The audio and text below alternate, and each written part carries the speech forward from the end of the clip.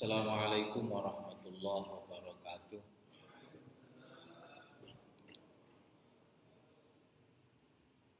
Innal hamdalillah nahmaduhu wa nasta'inuhu wa nastaghfiruh wa na'udzu billahi min syururi anfusina wa sayyiati a'malina may yahdihillahu fala mudilla lahu wa may yudlil fala hadiya lahu. Asyhadu an la ilaha illallah wahdahu la syarika lah. Asyhadu anna nabiyyana Muhammadan abduhu wa rasuluh la rasula wa la nabiyya ba'dah.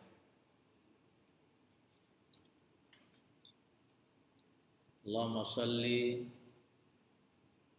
wa sallim wa barik alaihi wa ala alihi wa ashabihi wa man tabi'ahum amma ba'd.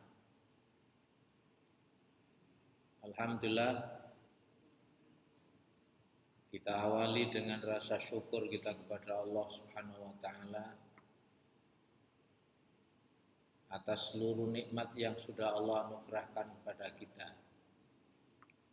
Utamanya nikmat yang sangat penting dan harus kita jadikan sebagai ukuran utama adalah nikmat iman. Sehingga selama kita ini masih diberi oleh Allah nikmat iman, maka nikmat-nikmat yang lain itu baru nomor 2 dan seterusnya. Karena iman itulah yang akan menjadikan hidup kita ini dijamin oleh Allah keselamatannya dunia sampai akhirat nanti.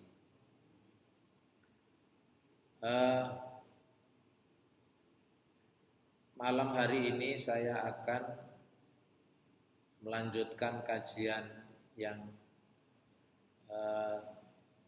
sudah lama tidak diteruskan, yaitu tafsir. Dan ada yang ingat bahwa tafsir kita terakhir adalah surat Fatir. Maka insya Allah supaya lebih lengkap, maka untuk kajian saya mulai dari surat Fatir ayat 1 dan kemudian nanti kita lanjut seterusnya. Surat Fatir surat ke-35. Kalau di mushaf yang standar Madinah halamannya 434. A'udzu billahi minasy syaithanir rajim. Bismillahirrahmanirrahim. Alhamdulillahi fatiris samawati wal ardi ja'ilil malaikati rusulan uli ajnihatin mathna wa thulatha wa ruba' yazidu fil khalqi ma yasha' innallaha ala kulli syai'in qadir. Ma yaftahillahu lin-nasi min rahmatin fala mumsika laha wa ma yumsik fala mursila lahu min ba'dih wa huwal azizul hakim. Ya ayyuhan nasu dhkuru ni'matallahi 'alaikum hal min khaliqin ghairullahi yarzuqukum minas samaa'i wal ardh la ilaha illahu fa anna tufakun. Alhamdu segala puji lillahi milik Allah, fatiri ay khaliqi yang menciptakan,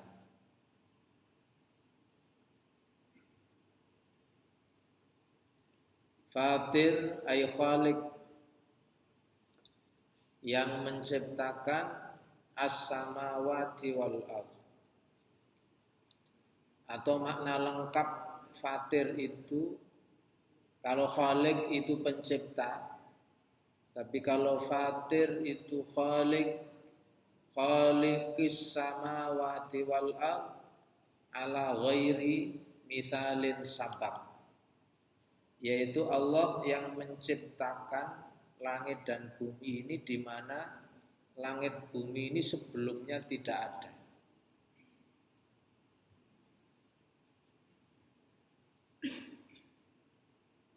Ini akar katanya dari kata fitrah,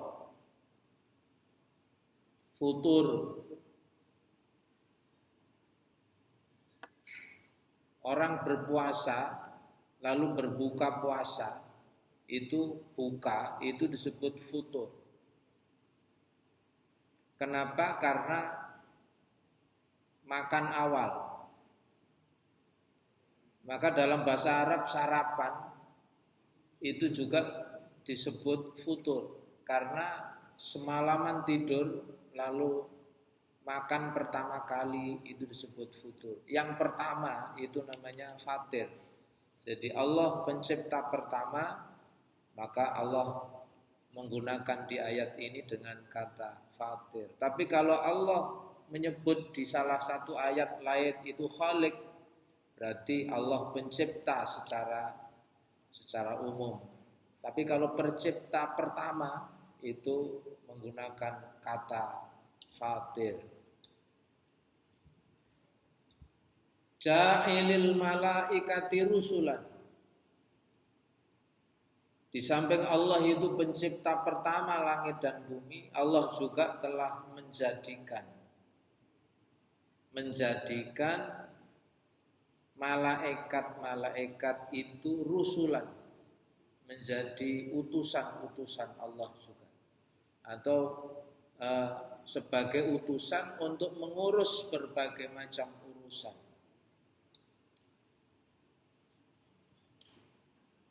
Uli ajnihatin, yang mempunyai sayap. Uli ajnihatin, yang mempunyai sayap. Masna, 2. Wa sulasa, ada yang diberi 3. Maksudnya 3 itu bukan yang kanan 1, kirinya 2. Masna itu beda dengan isnain.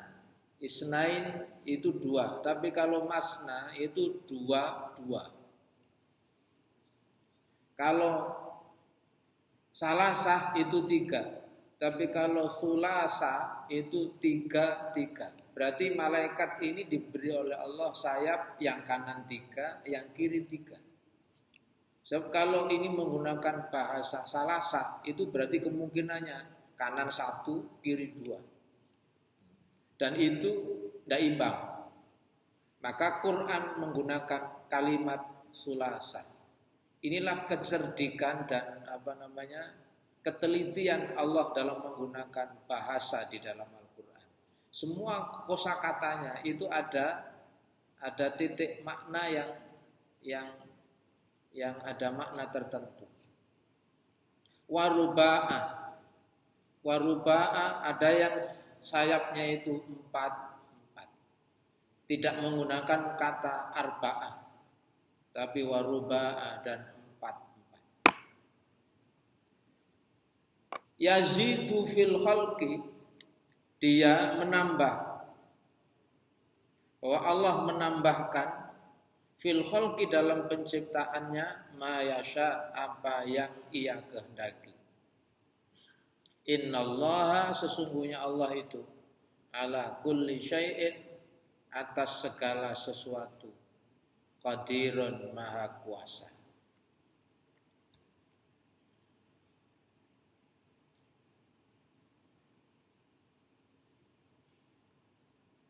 Di surat ini, sebagaimana pada surat sebelumnya, yaitu di surat Saba. Pada surat sebelumnya Allah menyebut di awal surat yaitu dengan bitakriril haqiqatil ula fi kulli dinin. Allah menyebut di awal surat Saba maupun di awal surat Fatir ini yaitu dengan menegaskan secara hakiki memposisikan Allah atau menginformasikan Allah itu dalam semua agama yang pernah Allah utus, Allah turunkan kepada para rasul itu, wa hiya annal mustahiq lil hamdil mutlaq wassana'il kamil wallahu rabbul alamin. Bahwa Allah lah satu-satunya yang mutlak dan yang paling sempurna dan berhak untuk dipuji, yang lain tidak. Karena Dia Allah Rabbul Alamin adalah zat yang maha mengatur alam semesta ini. Kita bisa melihat keteraturan ciptaan Allah yang begitu luar biasa. Allah menciptakan planet-planet galaksi yang ada di atas, yang kita lihat seperti di atas kita itu. Tidak pernah ada berita satu dengan yang padahal itu jumlahnya sangat banyak. Lalu terjadi kecelakaan di angkasa sana, nggak ada. Berbeda dengan pesawat yang diatur oleh manusia. Masih kadang-kadang terjadi error lalu kemudian terjadi kecelakaan di atas angkasa sana, padahal dalane pesawat itu sakmono ambone, tapi ternyata masih bisa bertabrakan satu dengan yang lain. Sementara ada bintang-bintang yang jumlahnya jutaan miliaran itu tadi satu dengan yang lain tidak pernah berbenturan karena Allah Rabbul Alamin. Di awal surat Fatir ini kita diingatkan bahwa karena Allah lah yang mengatur semua itu, maka Allah satu-satunya yang berhak untuk dipuji secara sempurna. Alif lamnya alhamdu ini kalau dalam kaidah bahasa namanya al lil istighraq. Jadi alnya itu menunjukkan makna istighraq, yakni biasanya dimaknai makna al-istighraq itu dimaknai segala. Berarti alhamdu itu segala puji. Jadi yang menunjukkan makna segalanya itu di alif lamnya itu.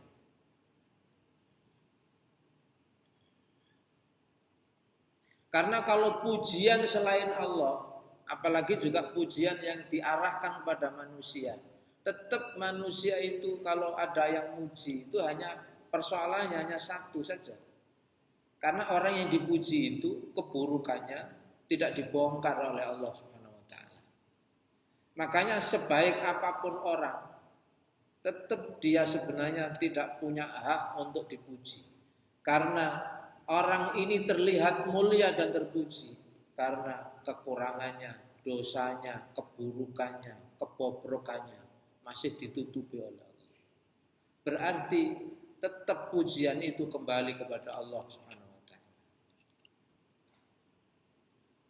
Kita semua masih dinilai baik oleh banyak orang itu karena sebab utamanya karena satu saja, karena keburukan kita tidak ditampakkan oleh Allah Subhanahu wa taala. Karena itulah segala puji lillahi, hanya milik Allah Subhanahu wa taala. Jadi di awal surat ini Allah tunjukkan untuk menyadarkan kita bahwa segala puji memang punyanya Allah. Kita kalau mendapati kenikmatan yang ada dalam diri kita, fa in wajada khairan, kata Rasulullah, kalau kita mendapati setelah merasakan semua hal lalu kita mendapati kebaikan, falyahmadillah, maka hendaklah ia memuji kepada Allah. Wa in wajada ghaira dzalik, kalau kita mendapati selain kebaikan pada diri kita, fala yalumanna illa nafsaka, maka jangan mencela kecuali dirimu sendiri.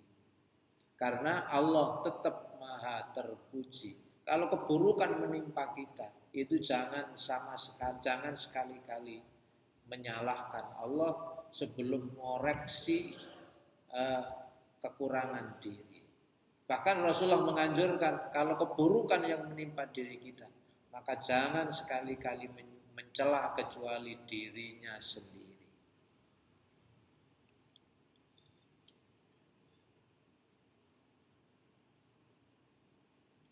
Kemudian Allah menginformasikan lewat ayat pertama ini bahwa Allah menjadikan malaikat-malaikat itu untuk ditugasi rusulan sebagai rasul. Jadi malaikat-malaikat itu juga ada yang diberi tugas menjadi rasul. Maksudnya rasul itu bukan rasul seperti halnya Nabi Adam, seperti halnya Nabi Idris, Nabi Nuh, Nabi Hud, Nabi Soleh dan seterusnya. Tapi Rasul ini maksudnya para malaikat itu juga utusan Allah mengemban tugasnya masing-masing. Ada yang khusus diatur, diutus oleh Allah itu untuk ngurusi bagian perekonomian, bagian rizki. Ini diserahkan kepada malaikat Mikail. Kalau orang barat nyebutnya Michael. Malaikat Mikail. Ada yang ditugasi untuk menurunkan wahyu dari Allah kemudian disampaikan kepada para nabi. Atau kalau nabi sudah tidak ada seperti sekarang ini karena Rasulullah Muhammad adalah nabi terakhir, maka tugasnya adalah memberi pemahaman kepada umat manusia. Yang kita tiba-tiba sebelumnya nggak paham lalu jadi paham, itu tugasnya yang bikin klik itu. Yang ngeklikkan supaya orang itu paham itu namanya malaikat Jibril. Orang barat nyebutnya Gabriel. Lalu rasul-rasul atau tugas-tugas malaikat yang lain.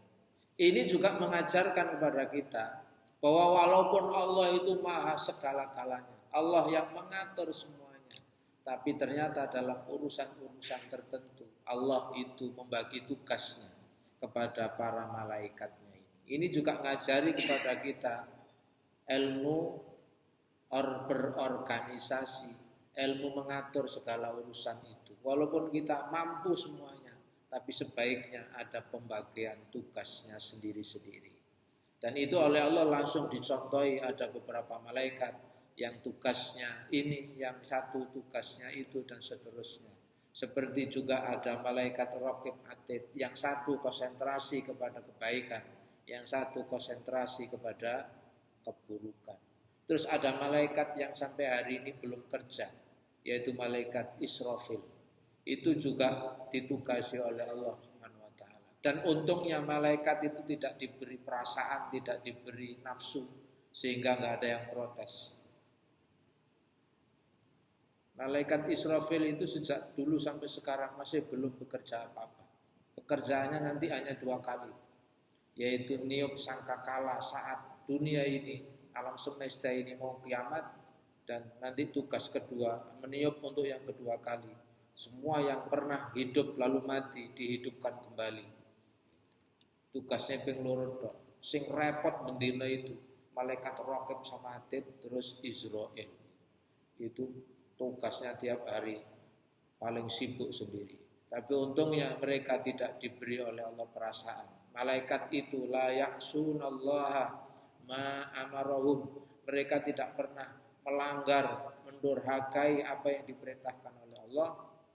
Wa yaf'aluna, dan mereka itu selalu mengerjakan ma yu'marun, apa yang diperintahkan oleh Allah Subhanahu wa taala. Sebagaimana Allah firmankan di surat At-Tahrim ayat ke-6. Bahwa malaikat itu la ya'sunallaha ma amarahum wa yaf'aluna ma yu'marun. Malaikat itu selalu taat apa yang diperintahkan oleh Allah, tidak pernah sama sekali menolak apa yang diperintahkan oleh Allah Subhanahu wa taala.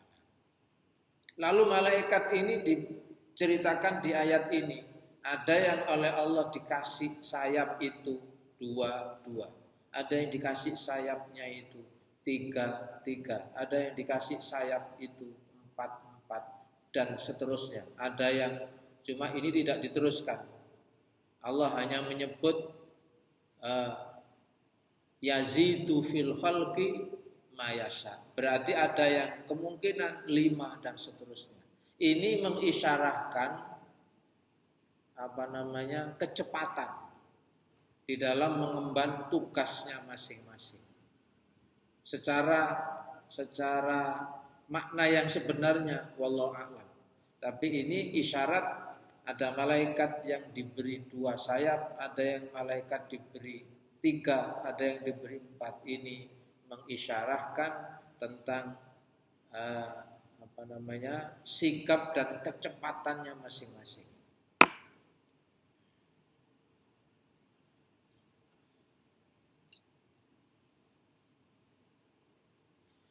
Allah menjadikan malaikat itu dengan diutus utusan tertentu itu tidak semuanya. Idlaisa kulluhum rusulan kama huwa maklum. Bahwa Allah menciptakan malaikat itu jumlahnya sangat banyak. Tapi yang diberi tugas itu tidak semuanya. Jadi hanya tertentu saja.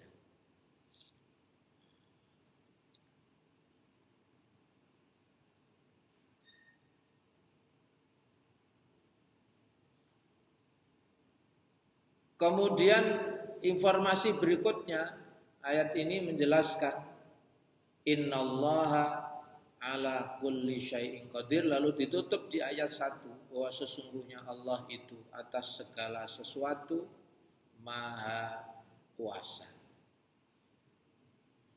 Artinya wa min azimi qudratillah, salah satu bentuk atau salah satu wujud bukti kekuasaan Allah itu apa? Yaitu anja'alal malaikati ashabu ajnihatin masna wa thulatsa wa ruba'. Bahwa salah satu wujud kekuasaan Allah itu, Allah kuasa menciptakan malaikat yang masing-masing ada yang diberi 2, ada yang diberi 3, ada yang diberi 4 sayap itu. Tatiru biha lil qiyami bima amarallahu bihi. Semua itu digunakan untuk terbang atau untuk melakukan tugas yang diperintahkan oleh Allah Subhanahu wa taala. Jadi Allah qadirun itu wa min azimi qudratillah. Allah Maha Kuasa itu salah satu bentuk kekuasaannya Allah adalah di samping tadi Allah itu fatir samawati wal ard, Allah itu pencipta pertama langit dan bumi, tapi Allah juga kuasa menjadikan malaikat-malaikat itu dengan tugas dan juga diberi bekal sayapnya yang berbeda-beda. Ini isyarat bahwa Allah itu benar-benar maha kuasa. Kemudian ayat kedua, ma yaftahillahu lin-nasi min rahmatin fala mumsikalah.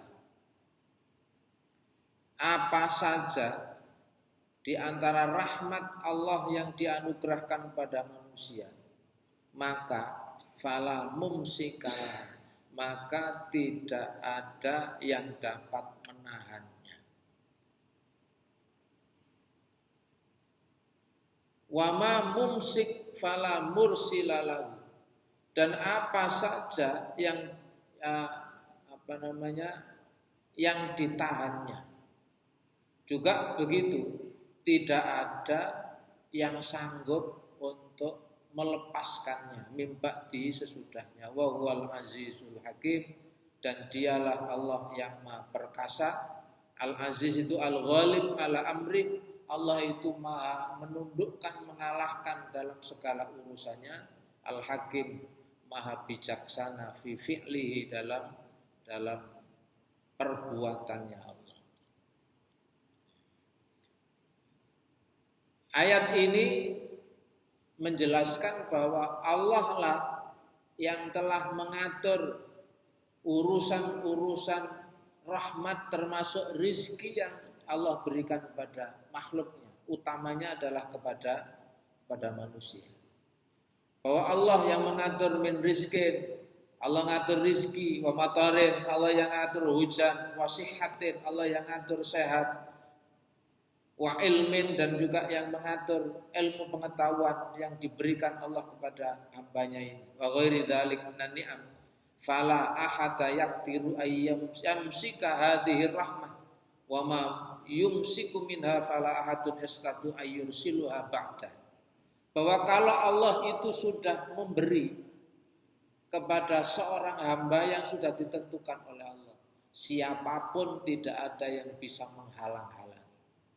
Sebaliknya kalau Allah itu sudah menahan bahwa si A itu menurut Allah itu ditahan urusan rahmat dan rezekinya itu, maka siapapun tidak ada yang bisa melepaskan apa yang ditahan oleh Allah itu. Meskipun dukun sekalipun, tidak ada yang bisa. Bahwa Allah lah satu-satunya yang kuasa mengatur semuanya. Kalau Allah sudah menghendaki bahwa si A itu rahmatnya, rizkinya itu luas, meskipun orang kanan kirinya iri dengki semua, ya tetap saja diluaskan oleh Allah. Keyakinan seperti inilah yang harusnya juga ada dalam diri kita semua. Tapi yang perlu difahami oleh kita semua, rizki itu jangan hanya dibayangkan materi saja. Kita itu diberi rezeki oleh Allah banyak, cuma bentuknya tidak semua diberikan dalam wujud materi. Kalau mau jujur, semua hamba Allah ini, apapun status sosialnya, asline soge kabeh. Ono sing soge waras. Di kampung saya sana tetangga itu ada kampung jenenge Soge Waras.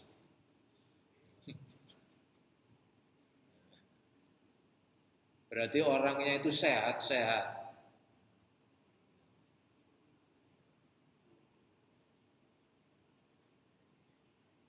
Seringkali kita membatasi rizki Allah itu hanya dalam bentuk materi.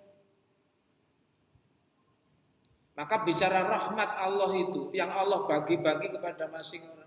Sebenarnya semua orang itu kaya kalau dilihat dari sudut pandang rahmat.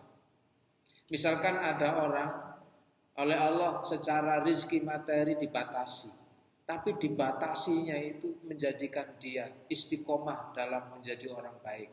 Berarti dia sedang dikasih rizki yang luar biasa. Allah ngerti kalau orang ini dikasih lapang rizki materinya, kak sobo masjid. Misalkan begitu, oleh Allah lalu dibatasi supaya dia istiqomah dalam beribadahnya. Atau kalau ia diberi lapang rizki dalam urusan materi itu, mentalnya kayak koron, jadi orang yang sombong, durhaka kepada Allah, lalu merasa dirinya paling hebat, lalu menganggap remeh semua orang. Mumpung belum punya sifat seperti itu, oleh Allah dibatasi. Sehingga dia terselamatkan dunia dan akhiratnya. Perlu diketahui dan Allah membagi-bagi rahmat termasuk rizkinya ini berbeda-beda itu supaya satu dengan yang lain saling membutuhkan. Dan yang perlu kita pahami adalah bahwa rizki itu tidak selalu berbentuk materi. Dan rizki yang tertinggi dari sekian banyak rizki Allah itu bernama iman. Makanya orang dijadikan oleh Allah menjadi orang beriman itu sebenarnya orang terkaya di dunia. Karena menurut ayat-ayat Allah, kalau ada orang yang ternyata di akhir hidupnya itu misalkan dia tidak menjadi orang yang beriman, maka pasti kata Allah, kalau seandainya orang yang matinya tidak sebagai orang beriman itu punya semua apa yang ada di langit dan bumi ini, pasti akan digunakan untuk menebus semua itu. Kalau seandainya dia memiliki kekayaan apa yang ada di bumi semuanya ini, pasti akan digunakan untuk menebusnya. Tapi itu tidak akan diterima oleh Allah Subhanahu wa ta'ala. Ini menunjukkan bahwa orang yang tidak memiliki keimanan itu nanti orang yang sangat rugi di sisi Allah Subhanahu wa taala. Sehingga di surat Al-Maidah ayat 36 Allah berfirman, innal ladzina kafaru law anna lahum ma fil ardi jami'a wa mislahu ma'ahu liyaftadu bihi min azabi yaumil qiyamah ma tuqbila minhum walahum adzabun alim. Sesungguhnya orang-orang yang kafir itu, yang tidak punya iman, seandainya bagi mereka memiliki semua kekayaan yang ada di bumi ini, alias seluruh yang ada di bumi itu miliknya satu orang tok. Dan bukan hanya itu, wa mislahu, dia juga punya satu lagi. Jadi yang punya bumi ini sertifikate wae wong situk tok. Lalu punya satu lagi, dan itu juga miliknya. Tapi kalau mati tidak beriman, lalu digunakan untuk menebus kekufurannya itu, agar jangan sampai kekufurannya itu menyebabkan dia disiksa di hari kiamat. Kata Allah, ma tuqbila minhum, tidak akan diterima oleh Allah seluruh kekayaan itu, walahum adzabun alim, dan bagi mereka azab yang sangat pedih. Surat Al-Maidah ayat 36. Dari sinilah maka kita harus syukuri kalau kita ini dijadikan oleh Allah sebagai orang yang beriman. Dan salah satu tanda keimanan itu kita dimudahkan untuk memakmurkan masjid ini. Mudah-mudahan ini menjadi saksi kita dijadikan oleh Allah atau digolongkan oleh Allah orang yang mendapatkan karunia nikmat iman ini dan istiqomah sampai akhir hayat kita. Amin ya rabbal alamin. Lah, ayat kedua ini juga menegaskan kita tidak perlu takut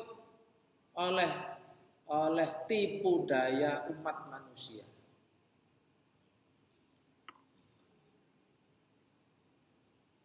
Kalau di hadis nomor 19 di kitab Arba'in An-Nawawi itu ada salah satu hadis yang bunyinya begini. Wa'lam annal ummata lawis tama'at ala ayyanfa'uka bisyai'in lam yanfa'uka illa bisyai'in qad katabahullahu lak. Ketahuilah sesungguhnya kalau ada umat ini siapapun berkumpul jadi satu, bahu-membahu saling tolong menolong satu dengan yang lain untuk supaya bisa mendatangkan manfaat kepadamu dengan sesuatu hal. Kalau Allah tidak menghendaki Allah memberi manfaat, mereka yang bersatu untuk memberi manfaat kepada kamu itu tidak akan berguna bersatunya mereka itu. Sebaliknya, wa in istama'u ala ayadurruka bisyai'in lam yadurruka illa bisyai'in qad katabahullah. Jika mereka bersatu untuk mencelakai kamu, untuk mendatangkan madarat kepadamu, maka mereka juga tidak akan membahayakanmu kecuali kalau Allah juga sudah memberi ketetapan kamu itu celaka. Maka dari hadis ini dan juga ayat ini, kita dianjurkan untuk selalu minta tolong, minta perlindungan hanya kepada Allah Subhanahu wa ta'ala. Jangan takut sama ancamannya Pak Dukun. Karena sehebat apapun mereka, walaupun mereka menguasai ilmu sihir sekalipun. Bahkan dulu Nabi Musa pernah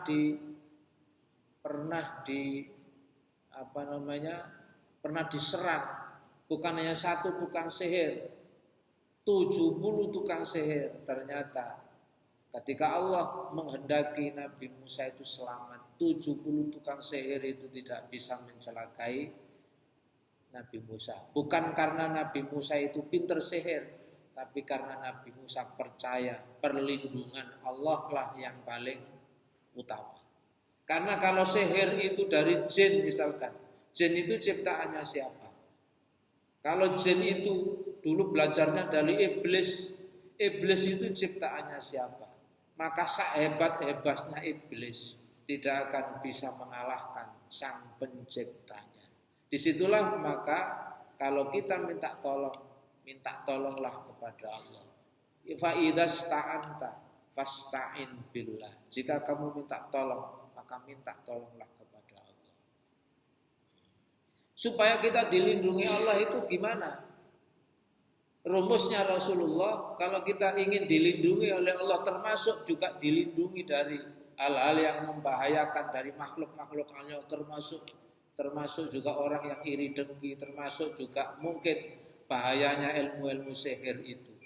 Cukup berpegang kepada sabda Rasulullah, ihfazillah, jaga Allah, jaga aturan Allah, perintah Allah dijalani, lalu larangan Allah ditaati, maka yahfazka, maka Allah akan menjaga. Kalau Allah itu sudah menjaga, maka siapapun yang berniat jelek membahayakan tidak akan berpengaruh apa-apa.